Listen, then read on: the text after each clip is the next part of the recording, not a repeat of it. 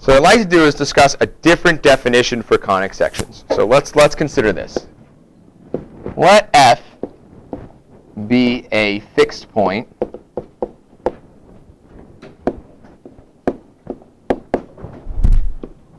and L be a line.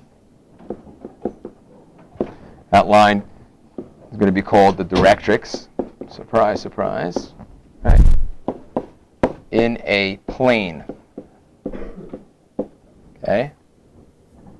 And then let E be a fixed positive number.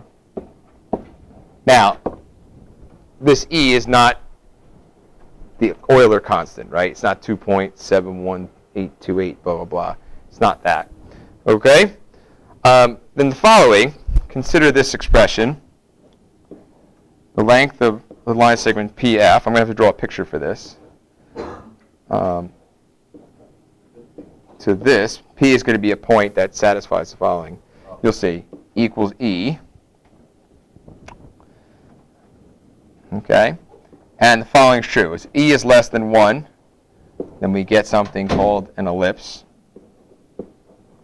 If E equals 1, we get something called a parabola. And if E is greater than 1, then we get something called the hyperbola. For this to make sense, you need a picture. So let's consider this picture for a minute. Okay. So let's think about it this way. We're going to put like a focus here at the origin. That'll be my fixed point. I think I called it F. I said let F be a fixed point, so I'm putting it at the origin. P is going to be some point out here that's on the conic section. Maybe the conic section looks something like this. Okay? And then out here is the line L. And the distances we're interested in are this distance, right, would have length PF. Okay. And then this distance here would have length PL. And we're just interested in the ratio of those distances. So now that we have the picture, it might be a little clearer what I'm trying to say here. What I'm saying is that the ratio of this length, PF over here, to the ratio of that length, PL, if it falls into these categories, you get different shapes. So if for some reason that ratio is less than 1, then this blue path that's being traced out will end up being an ellipse. If it's equal to 1, then we would get the parabola. Now, if you give that a little bit of thought, think about how we developed the equation of the parabola. It's exactly what we did. We insist that the distance between some focus and the conic was the same as from the conic to the directrix. So it makes sense that ratio would be 1. If it turns out that ratio is greater than 1, then we get something called the hyperbola. Okay, so let's just give some other names for things. Like, for example, I'm just going to name this angle in here. I'm going to call that theta for the time being. And this PF is obviously the radius of the circle, so I'm going to call that R. Well, not the radius of the circle. It's sort of a weird thing to call it, but it looks like a circle for now, so we'll call it a radius. Clearly, it doesn't have to be based on this definition. Okay. But more importantly, what I'd like you to do is think of like polar coordinates right now. Right? This sort of looks like a polar coordinate. Polar coordinates are always, you locate points by rotating some angle up from the x-axis. So you rotate something like that, and then you go forward a certain amount. And that's how you locate points using polar coordinates. And you have to report an r and a theta. All right, so let's make some notes now. According to this picture, we can say the following. The length of PF, as the way I've drawn it there, would just be r. Okay? Now, what I would also like to do is come up with an expression for the length of PL. Okay. So how long is PL? Well, let's go back to the picture and take a careful look at it. We know that this entire distance is just, we'll just call that L. Like, in other words, this is going to be the line x equals L. Or x equals, actually we'll call it, give it a different name. I don't want to confuse things. Let's call that distance d, and we'll say this equation is x equals d. All right. Well, it's not the case that P to L, that distance up there that we're looking at, is just d.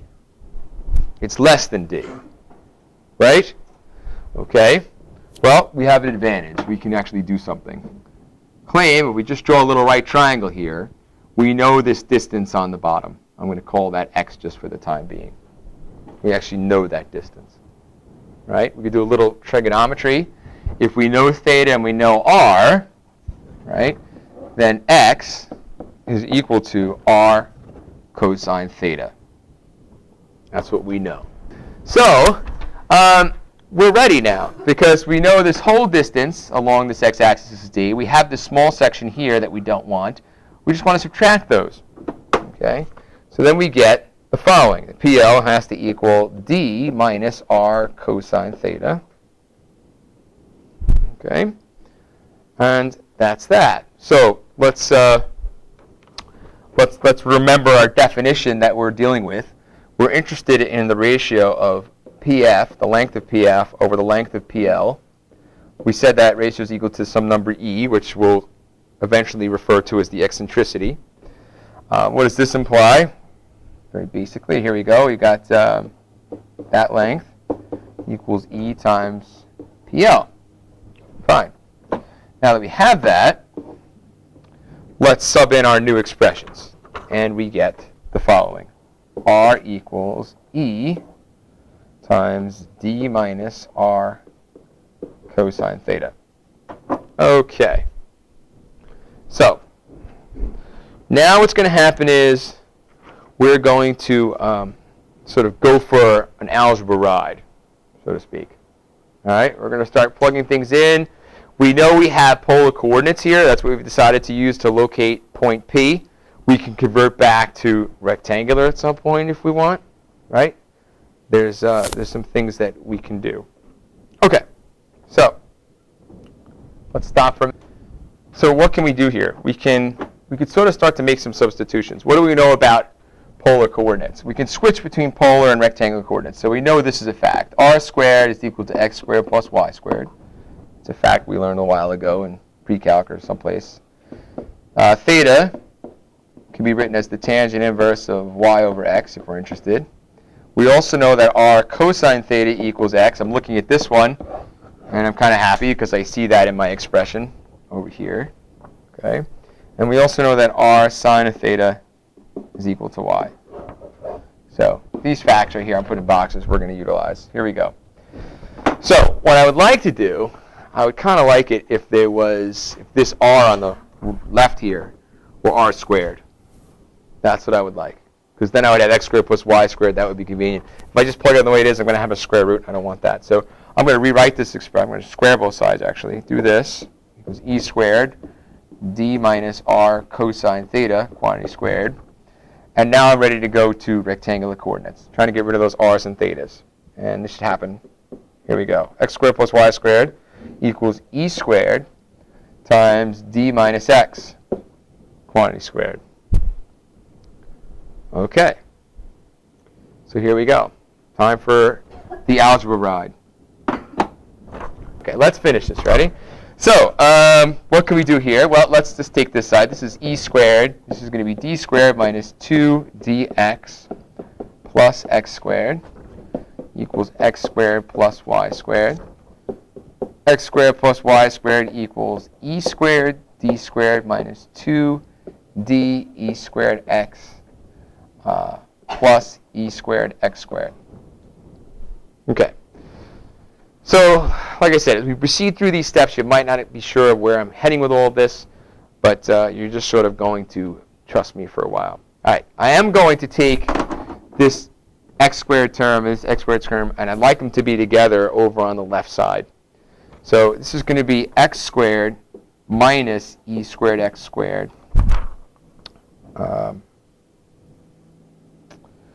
And then I'm going to bring this over too. So plus 2d e squared x plus y squared equals e squared d squared. Okay. So we're going to take that equation with me, and here we go. All right. So we can actually sort of make this look like a single x term. If we notice the common factor of x squared, you could think of this like 1 minus e squared x squared. Okay.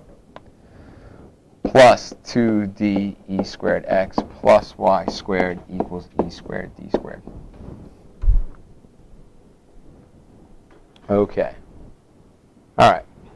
So now I'm going to ask you to remember something from the past, completing the square. What you notice is, if you look, you might not notice this, but if you look at these first two terms, it looks like the beginning of something that is in the form of a quadratic equation, right? It looks like you have some number times x squared plus some number times x plus, and then there's no constant term there. It's like sort of missing. Okay, don't forget y squared is a variable, so I can't treat that like a constant. All right, plus y squared equals e squared d squared. So that's what I'm asking you to do temporarily here. It's just think about this first part, and what I'd like to do is get that to look like a perfect square. Plus something plus y squared equals e squared d squared.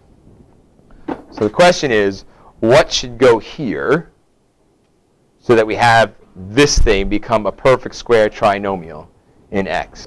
Before you try and answer that, you should remember one thing. You can't complete the square unless this leading coefficient is a 1. Right? So some of you may have been thinking of that as you're watching this. All right, so I'm going to divide these things, divide everything by 1 minus e squared. So as long as I do that to every term of the equation, we're going to be okay. And you can start to see this thing on the right is starting to get not so good looking here. All right, so here we are. Ready?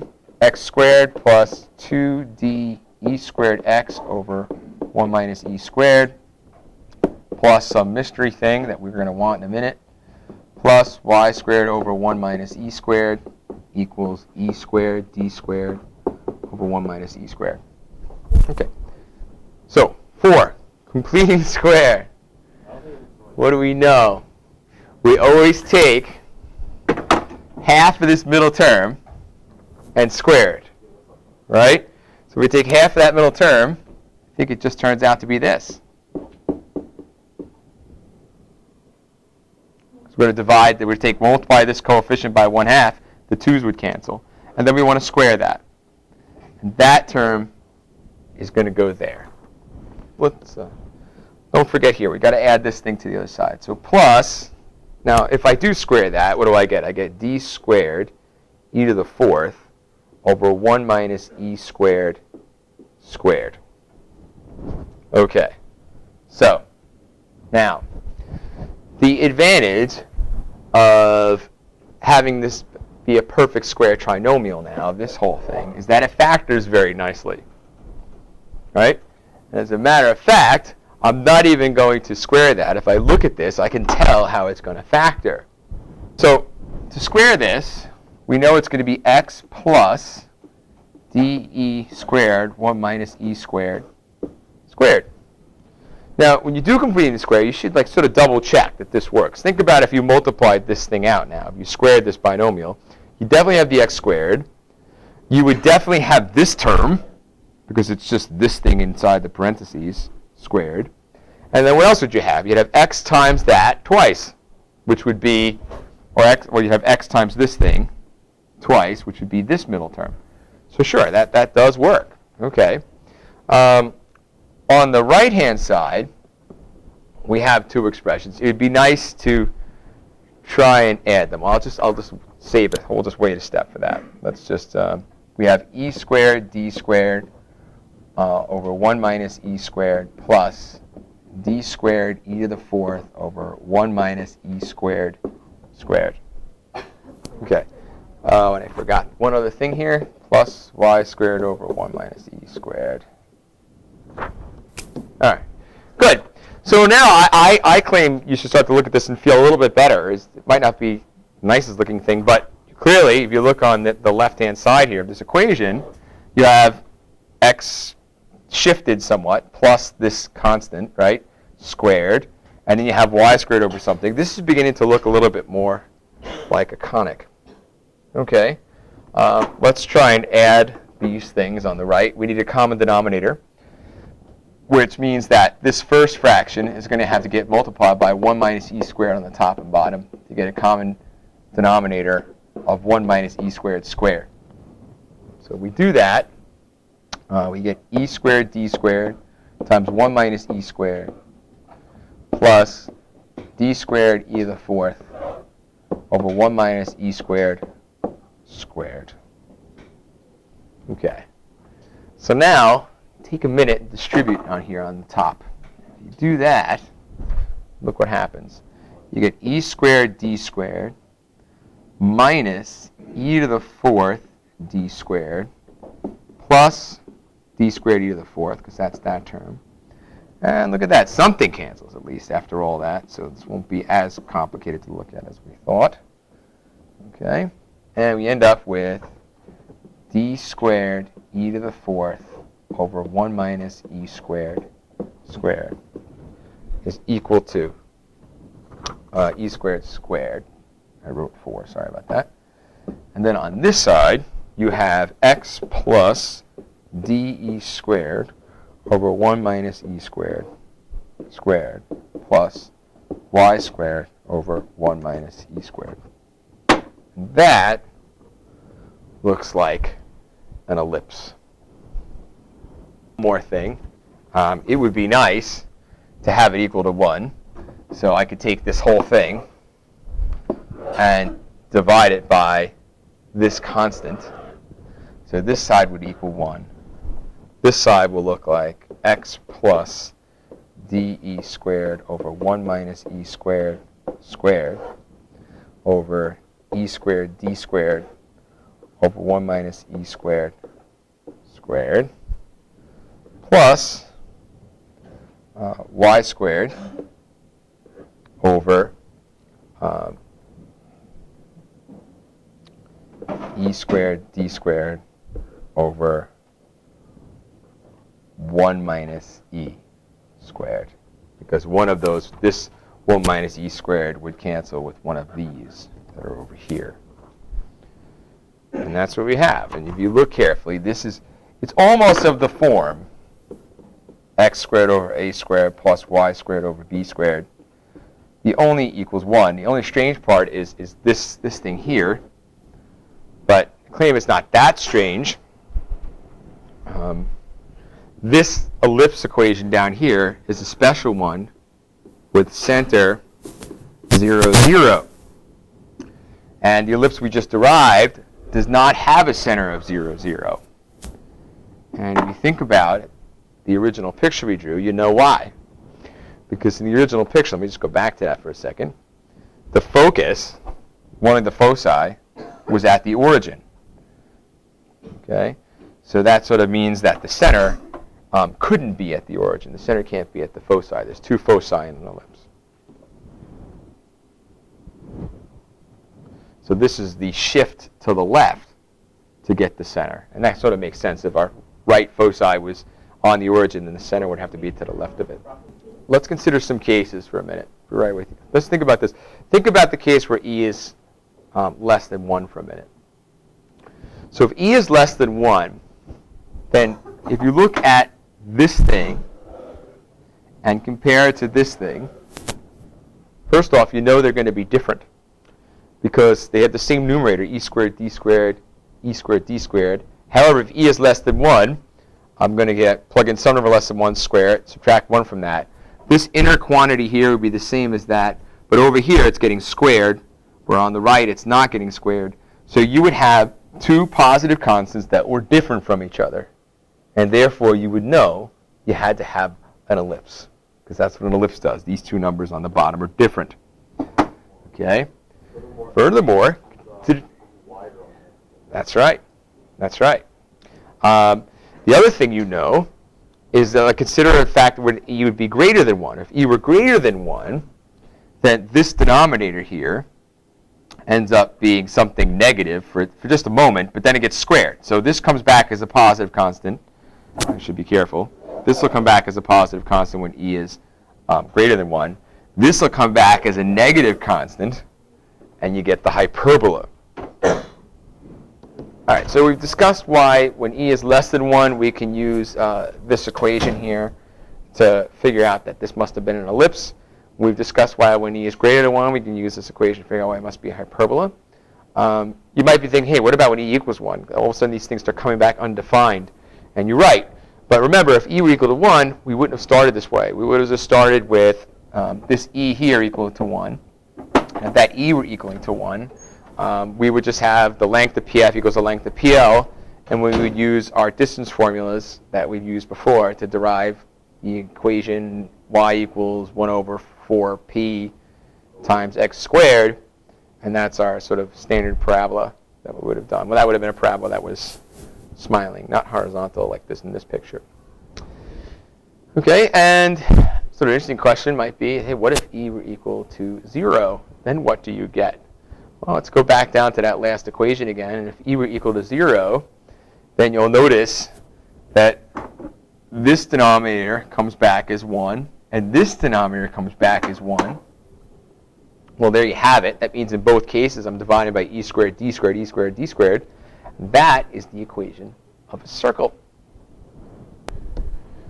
So hopefully you realize the versatility of this equation that we took all this time to develop, because just by considering different values of e, we can get almost all our conics that we usually talk about in a normal math class.